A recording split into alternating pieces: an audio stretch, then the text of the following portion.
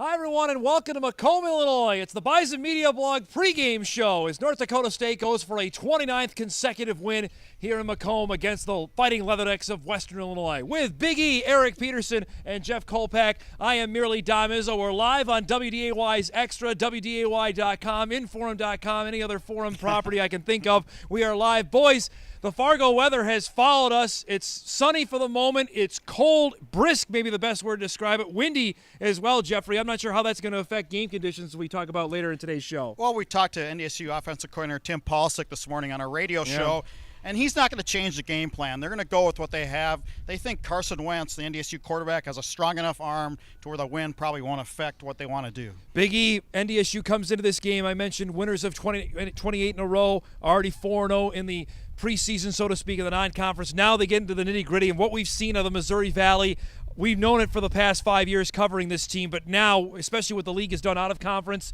even with a team that is 2-3, nothing should be taken for granted, including here today. Well, you look at Western Illinois' track record just this season. They've hung in there the halves against two Big Ten teams. So, NDSU's got to be prepared to play a full 60 minutes because it's homecoming here. It's going to be a good atmosphere. It sounds like it's going to be a decent crowd. And Western Illinois under Bob Nielsen, one thing I think they're going to do is play good defense, and they're going to try to do what NDSU does by controlling the football and playing smash mouth defense. So, this offense, it's going to be a little challenge for this offense. I don't think it's reached that consistency level for the Bison, so this will be a test for them today. A little different vibe, and we're here in 2009. There's a house right up the hill, and more people are looking at that party the students are having up there, especially when the police came. Yeah. And in 2011, it was the last game of the year, and there was here. nobody here. If you look at that atmosphere here, it was the last game of the season for both NDSU and Western Illinois. Obviously, the Bison were going on to win their first national championship, but it's a different vibe here. Obviously, we talked about it with Pat Osterman, Western Illinois' SID, about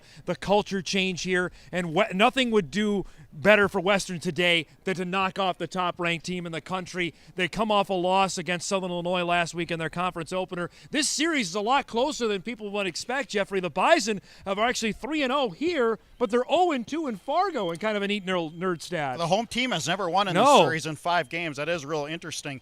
This is the game of the year for Western Illinois. I know we said that for a lot of these teams when they play NDSU, but that's so true with homecoming. I think it's going to be a big recruiting weekend for WIU. They're going to have a lot of players here, a lot of recruits, and if they can put up a good effort against the nation's top team, I think it'll be a big deal for them. We've got a busy show coming up here for the next half hour. Mike Kern, the assistant commissioner of the Missouri Valley Football Conference, will join us to talk about the league's strength, what they've done out of conference. I get like 8 emails a day from him, bragging about the league. I'm trying to do the same, but they've been unbelievable in non-conference play. 23-1, Kolpak, including Indiana State's win over Liberty last week to get into that mark. Their only loss was South Dakota, losing at Montana. Includes 2 FBS wins. We've talked about it for a long time over the last couple of years of how strong the league has been. They have flexed their muscle so far. They have, and in USA Today Sagarin ratings, they're rated ahead of 3 FBS conferences. You're talking about the Mid-American, the Sun Belt, and the Conference USA.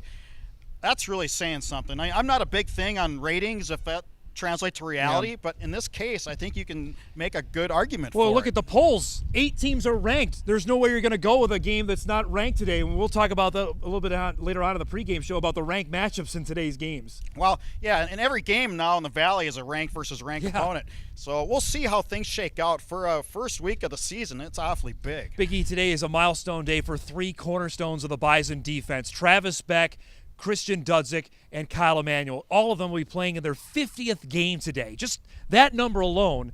I mean, if you're an average FCS team, you hope to play 44 games, and they still have 8 games to go in this regular season.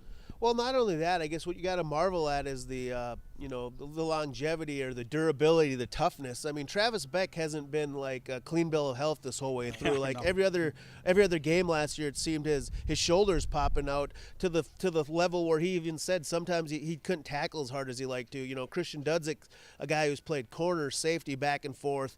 Kyle Emanuel's a guy you could probably put inside if you need to on pass rushing situations, play outside. He can drop into coverage. So just the versatility of all 3 of them. And I think Jeff and I were talking to Phil Hansen before he came down here about the versatility of Travis Beck. If Jeff wants to, expound on that a little. Well, he's an outside linebacker, and in passing situations, a lot of times you see him subbing for defensive backs. And Travis Beck, he can do both. He can stuff the run. He can play run defense. He also can drop back and pass coverage and cover these running backs coming out of the backfield. That's just crazy talent right there. He's a North Dakota legend for all time for what he did. We just saw a brief clip of the video, if we can go back to that, of the FCS championship game in 2011. Obviously, when he was named the MVP, had the interception that sealed the game, that led to a touchdown that really put it away against Sam Houston State. And there's another play you guys were at last year, leaping through the air at Kansas State, and that actually kind of backfired on him because he blew out his shoulder. Granted, it was hurt going into last season, but trying to tackle Jake Waters leaping through the air, no Bison fan will ever forget that. Well, that just shows the commitment. He knows his shoulder's hurt, and he knows when he lands, it's probably going to not feel very good or something bad could happen. But back to Kopach's point, when you can play a nickel package and keep a linebacker on the field, that's where a lot of teams try to create the mismatch. Like, if you put a D-back out in that slot, well, let's run at that guy because he's probably not that good a tackler. Well, NDSU, you have a linebacker out there. So what are you going to do, run at a linebacker who's used to tackling people? I thought that Superman leap against Kansas State was a point in the game where people went, okay, holy cow, this is not an FCS team, your ordinary FCS team. Let's talk about Christian Dudzik. When he came to NDSU, he came obviously as a safety, but right away he got moved to corner when Brendan Pierre was ruled academically ineligible. The really crazy stat, obviously 50 games is remarkable. He started all 50, including today's game here at Western. Well, durability, and he's such a good athlete. He's, we talked about, is he the fastest guy on the team? Well, maybe not, but he certainly has the jets when he can turn it on. He's also a good punt returner, so maybe we'll see that on display today. But to go from corner to safety, and you can play any. I mean, those are not just defensive back positions; they are two distinctly separate positions. Big E, he had the play of the game last time the Bison played against Montana with the interception. Yeah, and it looked like for a split second that pass might have been open, but he closes the gap and, intercepts the pass. And that at that point, if Montana scores, I think it gets pretty dicey. Or definitely, the small Montana contingent there gets into the game, and all of a sudden, you're really fighting in the fourth quarter. That's why you cannot play Christian Dudzik that much on offense. He is too valuable. I know he's durable. He's played 50 games, but Put your best athletes on the field. That's exactly what Craig Bohl did. And his most enduring memory to me is last year at Indiana State, not only did he have one punt return, he had two in the same game for touchdowns, showing off that speed. And this is a team that had Ryan Smith, who, by the way, was an all-newcomer as a punt returner when he was going well. When you have athletes like that, and we'll get into this on the Bison defense a little later in the show, but when you have athletes like that, you're just tough to beat. And they still are the team in the division that plays defense better than anybody else. He was also, along with the guy we'll talk about next, one of the early recruits out of the state of Nebraska. I know Garrett Brune kind of paved the way in this Division I transition, but Dudzik and Kyle Emanuel were the early ones out of Nebraska, and that's when we kind of stood up and say, okay, football players out of that state are going to be pretty good, and those two exemplify that. Right. Back in the old day, too, when Nebraska was really going good with their walk-on program, those guys, you got to believe, would have walked on Never would have left the Nebraska. state. Absolutely not. You don't leave the borders when you're a Nebraska football player. But that's changed, and I think these guys really have set the table for possibly future recruiting. Tyler Rice from Omaha, we may see him on the field today. Easton Stick is here, obviously a top recruit out of the city of Omaha. The last guy might be the best player on defense in the FCS here in 2014, and that's Kyle Emanuel.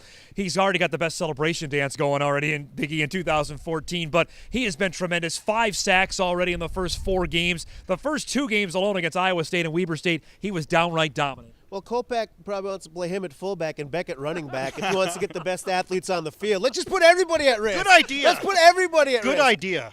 But back to the point, I mean, he's a game changer. That Weber State game on the road, a team, you thought they should handle relatively easily. They struggled a little bit. He turned the game. He had the sack in the strip, and Little John returns it for a touchdown. I think Weber State had an offensive tackle starting guy who, got hurt.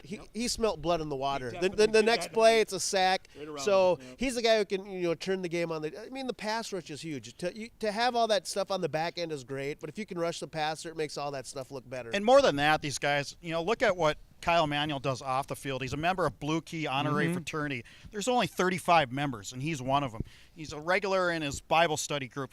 These guys just have such a total package. You run into them in the hallways at the Fargo Dome, And you don't get that I'm a big jock star vibe. No, they're just a regular students. The crazy part about him is the amount of reps he's playing now, Big E. And you just wonder, how come he couldn't get on the field more? But obviously, Cole Jurek was in front of him or playing alongside him over the last couple of years. And Jurek was just named one of the best defensive linemen in the history of the Missouri Valley. But obviously, Chris Kleiman told us he wants to play him a lot, and that certainly has proved prophetic so far. Well, that's always the question. You rotate guys, and part of the reason is to keep them fresh. So the question is, well, what happens when he ups that snap count? Well, obviously the answer is he can handle it. He can handle the 80% snaps, whatever he's taking right now, But as a defensive line, I still think you want to rotate because it gives you time to develop that depth. And I think it's paying off for him, the snaps he took, as a freshman and a sophomore, where he not necessarily playing a main role, but just getting your feet wet, getting into the game. And, I think that's why that rotation's valuable, because now you can see what a finished product looks like 4 years down the road. You always hammer about defense in the Missouri Valley, and obviously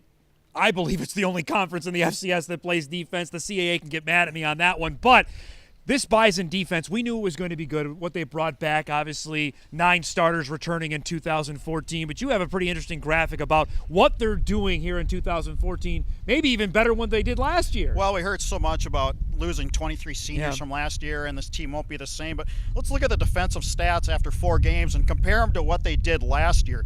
Opponents scoring a game, 7.8 points a game they're giving up this year. They gave up 11.3 on average last year. Rushing per game this year, only giving up 73 yards. Last year they gave up 91 yards. You're better in that area right now after 4 games, which, by the way, included FBS Iowa State and nationally ranked Montana. Passing yards per game, 168 they're giving up this year on average. Last year was 165, about the same there. Total yards, 241 they're giving up this year. Last year, 256. These stats are just slightly better than last year's pace. Does that surprise you? No, because they have all these players back on defense. You have the best 3 linebackers, I think, in the FCS as a group. You have that veteran presence of Colton Hegel and Dudzik. I think the secondary is the best in the FCS. I'm going to go and say that. For the 3 guys they have back, there's no doubt about that. And, of course, everybody was wondering about the interior where they lost all those linemen. Those guys, I think, have played very well. What do you think, Biggie? Are you surprised by those numbers?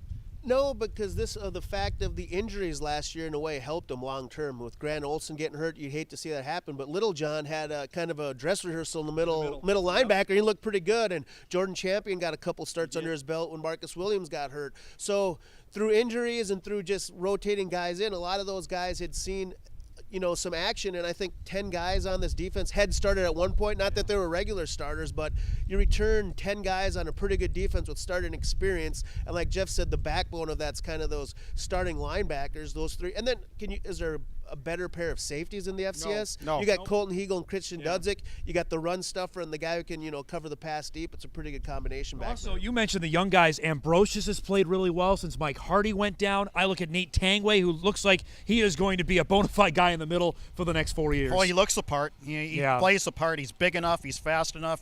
And I think we found out that he's been pretty productive as a freshman playing. I think Brian Schatz, though, that toughness mentality that he brings this team, that small town, walk on, I'm just going to do whatever I can to make this team, you just can't beat that. Big E, we have to excuse you for a little bit because I know you have to get ready for your prediction segment, which is coming up here in the last part of the show.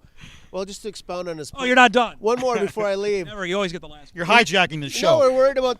There's a little concern about that interior of the defensive line. I think that was answered at Iowa State, where Nate Tangway made like 3 plays before the game even started, as Kyle Manuel put it, and Brian Schatz like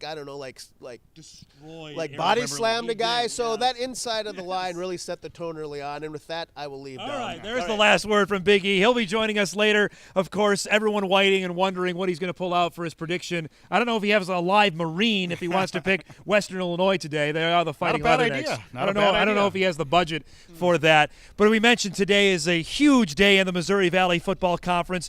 Conference play getting started. Today is interesting, Jeff, and we mentioned this on the radio show. These are all the matchups that have not happened in 3 years' time because now of the unbalanced schedule in the league. These teams that are playing today have not faced each other since 2011. Yeah, it's like the let's get reacquainted bowl today across the Missouri Valley. And, oh, by the way, almost everybody is ranked. Yeah. Did we mention that? No doubt. Let's welcome in the Assistant Commissioner for the Missouri Valley Football Conference, Mike Kern. Mike, great to see you. Thanks for joining us today. Thanks for having me. Appreciate it. The league, and I was just kidding, by the way. I love your emails because you always give me some great nerd stats, though. I mean, this is unbelievable. And I know Patty Viverito, who was on our last pregame show in Fargo, touted before the season to strengthen the non-conference, to show how good this league is.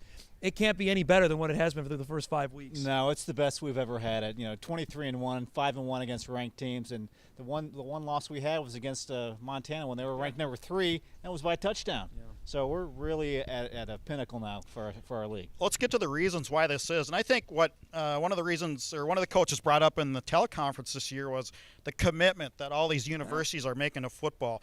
Perhaps it wasn't that way in the 90s and maybe in the early turn of the century, but you have new facilities all over the place. How has that impacted the level of play? It has, because people have committed towards football, from the president, from the athletic director. The whole campus is all a football community right now. So and another point that one of the coaches made on the teleconference is not only are we playing good teams, we're winning. Yep. Missouri State has struggled in the non-conference season. In the last few years, they've really played well in conference, and the people outside the league are saying, wow, well, Missouri State's beating them. How good is that league? Has Joe Glenn apologized for losing, by the way, yet? Well, that's coming, I think. That's coming, I think. But, yeah, it's been a tremendous year. Western Illinois defensive coordinator Brian Ward told me earlier on my radio show this week that the conference is, quote, a bloodbath, and this is crazy. And Western's already played a conference game. Do you worry? Because we've seen it, and this is what's hurt the league come playoff time, is the teams beat up so much on one another that if they have 3 losses, that the committee is going to overlook them. How much do you worry about that going into November? Well, I think in previous years, maybe a little bit more. This year, we're in a better position with what we've done non-conference. Yeah. So now, if you lose a game in the league, it doesn't hurt you as much, or maybe not at all, because it's a loss to a good team, because everybody has proven that they're a good team. We remember when Indiana State went, the last time NDSU lost, they were jumping up and down saying, playoffs, we're going to make the playoffs, and unfortunately the end of their season did not go so well. But those wins, you look at a Youngstown State, which went and beat NDSU, and they unfortunately fell down the stretch, but that can bolster your resume in a way that no way a non-league win could do. Absolutely, because now our wins against each other are better than winning a non-league game. So I think the committee has finally grasped that, and this is the year that we don't end up with 2. We can't. Yeah. We have deserved more than that for many years, and this is another reason why we need more this year. Well, if the CAA in all those years got 4 in, and they deservedly so there for a while, because I think they were the best league going. They were, and I think Missouri Valley has taken that title. The key, though, is does the committee recognize that? Does the committee recognize the Sagarin ratings, for instance? They look at all sorts of factors. They've got the standard the Sagarin ratings. They got the polls. They look at the eye test, if you will. So they're looking at all those things that everybody looks at. I think what has set us apart this year is that everybody has won out of league, and there's no disputing that we've been able to beat everybody else. We've done well against FBS schools in high-profile games on national television. Even the losses we've had against the FBS, they've not been lopsided except for one. Most of the games have been competitive. You got Western Illinois battling Wisconsin at half. They're only down by 6. Yeah. So you know how good Wisconsin is. Let's go back. I want to go back to 2007 when NDSU and SDSU were applying to get into the league. And I know there was some resistance, Southern Illinois, Indiana State, just because I think it was travel and maybe also because of competition level. But we talked to Patty about this a few weeks ago, that I don't think anybody could have foreseen what those schools would have brought to the league and the heights of where this conference is right now. Well, I think it's done that. I think there might have been some trepidation because of the travel, and it's for some schools it's pretty far, and it's a bus trip. But now you look at everybody's trying to keep up with North Dakota State. South Dakota State's building a new stadium. Missouri State just renovated their stadium. Everybody's doing things for their football program, and I think the Dakotas have made people raise their bar a little higher. Well, I think, too, if you commit to facilities and you say you don't build a new stadium or renovate it for $10. I mean, it takes some significant contributions. I think those charter plane flights now that they were maybe a little worried about, not such a big deal anymore. No, I think you're absolutely right, Jeff. It's just been a total transformation. Our league has always been good and competitive, but now we're at a different level than we've ever been. Indiana State, quite frankly, has surprised me. I don't know about you, but what they did, the Ball State win, it was like, okay, knowing they only won 1 game last year, and the MAC is down this season, but that's still an FBS win. But then they followed up, and they whipped Liberty last year. Mike Sanford, I'm not sure what he's doing, because when we went there last year, the Shakir Bell news just broke, and they seemed in total disarray. 12 months later, it looks like they're running on full steam right now. They were in disarray. Yeah. The new coaching staff, a running back had just left the team, a star running back, and they had injuries all over the place. They had wide receivers playing quarterback. They had all sorts of problems. This year they're healthy. They've got guys that can make plays. I've seen them play a couple times on ESPN3. They have guys that can make plays. They are way improved. I want to ask you, there's a question I get tweeted about all the time, is about TV rights and where the Missouri Valley is going in that. Obviously, ESPN3 has been huge. We talked to a couple Bison parents today that without it, obviously they couldn't see their sons play. But you look at where the Big Sky's got a pretty nice deal with Root Sports. The CAA has a deal with NBC Sports Network. Is there anything in the offing with the Missouri Valley to get more games on national television and not exactly through the internet? Yeah, ESPN3 has been our best partner. We used to have a package on an over-the-air station with Fox. Fox Midwest was our partner, and we'd share games with all the other Fox regional outlets. But with the plethora of other FBS conferences taking up all those, we're playing at 11 a.m. or 2 in the morning. It's like our best vehicle in terms of setting game times and reaching more people has been through ESPN3. And at some point, that might be a terrestrial station, so it might transition from internet to regular TV. Let's talk. I know this is kind of maybe out of your purview, but with the success that you've seen in the Dakota schools, is there possibly down the road maybe an opening in the Missouri Valley for full membership for those schools? You know, I don't know. It depends what the landscape takes. You know, if our league, the basketball playing, the Missouri Valley League, gets a little bit changed, it's possible. Things happen quickly in college athletics nowadays, where you're not thinking anything's possible, and then 6 months later you're part of the league. That's what happened with South Dakota. Yeah. Well, 1 week they're like, you're in the Big Sky. Oh, we made an announcement the following week. Right. It does happen fast sometimes. So when will we see in Fargo next? I will be up there for the playoffs. Okay. He's already booking his trip there. So, I have what I do is I travel all of our telecasts. So I've got the Bison on the road this year, and I haven't been able to get a game up there on home because I'll be at all the other games. But I'm looking forward to November. You make a stop in each Missouri Valley city, though, correct? I do, yeah, I do. So I'll be up in Fargo at some point in November, December, and maybe see the bunch down in Frisco. It'll be warmer inside than it is out here. Yeah, I joked with Jeremy Jorgensen. Did you guys bring the cold weather down from Fargo with you? He said, well, it's actually snowing a little bit last night, so. It's a solid Fargo day. Thanks for doing this today. Thanks, Tom. We always appreciate the help. That's Mike Kern, the assistant commissioner, I should say, of the Missouri Valley Football Conference, joining us here on our Bison Media Blog pregame show as we're live on WDAY's Extra, WDAY.com, and Inforum.com as NDSU and Western Illinois get going at 3 o'clock. Let's get into the nitty-gritty of this game. We've mentioned Western Illinois. They've totally revamped, obviously, their entire team, led by Bob Nielsen. That's a familiar name to football fans in the Upper Midwest, obviously from his days at Minnesota Duluth. He comes in, they're 2-3 on the season. Obviously, they played two Big Ten teams, and I'm really curious of how they approach today's game, how beat up they are against Western Illinois and against Wisconsin and against Northwestern. Yeah, two Big Ten teams. Northern Iowa 2 years ago played two Big Ten teams. Never recovered because they got banged up just playing those heavier, more powerful players. And we'll see what WIU is today. I'm hearing that maybe they've been a little beat up. That's kind of the suspicion. But this is a team, though. This is it. I mean, this team, this is their game, right? I just think you're going to see some wrinkles. Problem, though, is NDSU is coming off a bye. And NDSU's been really good, 10-0 off a bye in the last 10 games. Big E is back with us. I'm not quite sure where the prop department is located in Macomb, Illinois, but as we talk about this team with Western Illinois, there's a lot of unknowns, but there's a lot of connections with the two staffs. Obviously, Brian Ward used to be on the NDSU staff. Now he's the defensive coordinator for Western Illinois. Bob Nielsen, Coach Nick Gazer. I'm curious to see how those connections play out here in today's game. Yeah, I mean, we talked about it on the radio show earlier today. Like everyone seems to know everybody, and you just don't think there'll be any secrets. And maybe it's an idea, or maybe you can use that to your advantage because they have an idea of what they think you do and what you like to do. Maybe that's when a wrinkle works for you because you're like, this coach likes doing this coach likes doing that, and going against some, norms or some trends that you may have as a coach. This matchup, NDSU comes in, obviously winners of 28 straight, 20 in a row on the road, have not lost since the game against Eastern Washington. Biggest key in your mind for NDSU, what do you want to see out of the Bison today off the bye week? Well, you need to get the running game started, obviously, and they have that three running back attack like we talked about all week with Crockett, King Frazier, and Chase Morlock. Will they be in the game at the same time? Maybe for a few plays. It was really a weird formation, wasn't it?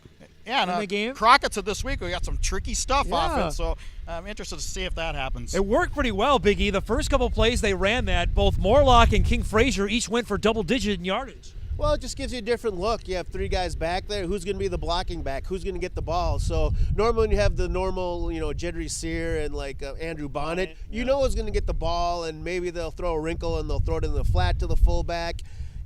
maybe once in a blue moon they'll hand it off to the fullback. That doesn't happen very often. But when you have 3 backs back there, and Chase Morlock's a physical guy, King Frazier's a big guy, so I think those guys can get out in space and throw some blocks. Like you said, it gives you something more to think about as a defense. Offensive coordinator Tim Polisic told us on our radio show, expect more from Tyler Rice, redshirt freshman wide receiver, and maybe more of D. Gray. It's a homecoming for him. He's from Illinois. Those are 2 guys we haven't seen a lot. I've seen a lot in practice in the spring, but not yet on the football field. I'm curious to see what they do today. Well, D. Gray was a big recruit. Big time one. He was one of those guys where you went, wow, he's got all the physical ability in the world. We got a little hint this morning on the radio show that they wanted to see more of a mature presence. An attitude change. And I think they've seen that in the last couple of weeks in practice. And you don't see the field just automatically in this program or in a lot of programs. You got to do it in practice. And apparently in the last couple of weeks of practice, D. Gray has produced. You and Kolpak are going out on the flight down here about Carson Wentz, about how he's played so far. Evaluate what you've seen out of the junior quarterback. I think he's been good so far, but there's room for improvement. He himself said, after that Weber State game, he was watching film till 3 in the morning. I think the completion percentage is where it was last year, similar. I think what you're missing a little bit is maybe that impact play, that big shot down the field to Zach Vra, or even. You mean like he did in Iowa State, that impact play? We haven't seen it since then. Well, we haven't. That's true. We haven't needed to see it since. Well, you saw it against Incarnate Word, but I think you could have made an impact play in that game. But the consistency, too. I think the consistency is what we want to see. I mean, consistency, 66%. How much more consistent do you want? Kolpak wants perspective. Kolpak. He hasn't fumbled. Kolpak, if you want the bar here and you keep it here, you don't win 28 in a row. If the bar is here and you want to set it up there, that's how you continue to win games. I'll say this, though. The 5 field goals, I'm sure, left a bitter taste in their mouth. That they dominated that game against Montana and did not punch it in. And that wasn't a Montana thing. That was an NDSU stopping Indy. I suppose if you talked to Big E, that was Carson Wentz's fault that didn't get in the end zone. Well, there was a couple drops. That wasn't Wentz's fault, but there was a Zach Vra drop deep in the red zone, and they've got to be better at that. Setting for field goals as we get into Valley play, they won't win with that. Kolpak's always twisting words. I just said I feel he can play better. I said he's played good. I feel he can play better. I don't know him personally, but I think Carson would agree with me. There's room for improvement, and as soon as you're satisfied as a player, you're done as a football team. Okay, fair enough. There it is. How do you like that? I like that. That was good. That. Head coach material. Before we get into our predictions, there's some huge games in the Valley today that we'll be keeping our eye on. Starts earlier, actually. South Dakota State up the road taking on Illinois State. That game in Normal. Also, Northern Iowa and Indiana State. We mentioned that one. The biggest game of the day in my mind is Youngstown and Missouri State. That's a statement game for the Bears, playing a Youngstown team that's ranked 12th somehow, and they haven't played anybody. You want to see if Youngstown is for real. I think Missouri State has proven it's for real. To go into Conway, Arkansas, and beat Central Arkansas is a pretty And they good. rallied against Northwestern State, too. Yeah, those are 2 games they lost in the past. Yep. And the other game today in the Missouri Valley, not including here, is USD against Southern Illinois. The Salukis obviously come to Fargo next week. Mark Ionati is really, really good, the quarterback for the Salukis. Well, they had such a coaching change at SIU in the offseason. I think Dale Lennon's done a pretty remarkable job of patching that together. 4-1 already with a conference win. They beat Western Illinois a week ago. All right, time for our favorite part of the show. It's time for our prediction segment. Now, a couple weeks ago, we had a huge crowd waiting to cheer you on. We don't have that kind of atmosphere today, but I know you'll bring the intensity. Well, it's Kolpak going to downgrade my prop. I might hijack. This year? I might. Where's my prop performance been at this year, Kolpak? That's been okay. Well, I'm going to kind of go back into the Wayback Machine, sort of, last year flashback. Remember one time I had like a penguin in my pocket? You did, yes. Way back Well, when. I have a baby bulldog in my pocket right now. Check this out. Let's get a close-up. This kind of looks a little bit like Kolpak, doesn't it? It's a cute little bugger. Yeah, exactly.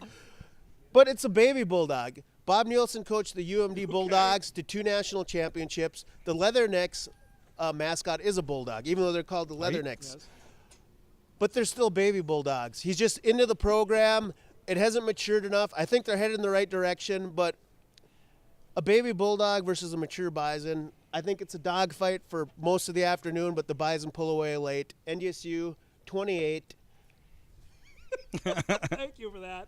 Western Illinois 17. All right, I like that. Right. I thought you were going to have like a live Marine something like that to reference the Leathernecks. The prop budget couldn't get that. Not in the budget. The baby bulldog was a lot easier to pretty carry good. on the plane too. I mean, a live marine. I don't know if we Might had be enough hard. room. Yeah, Might be exactly. hard to do that. You mentioned the 3 running back formation. I think that continues today. I think we see a lot of that. I think that both King Frazier, you mentioned him last week in our post-game show against Montana. I think he has a really big game today. He's starting to get his footing after missing all of spring football. I think he goes for 100 yards today, and I have the Bison winning big, 34-14. I don't mean to pick on you all the time.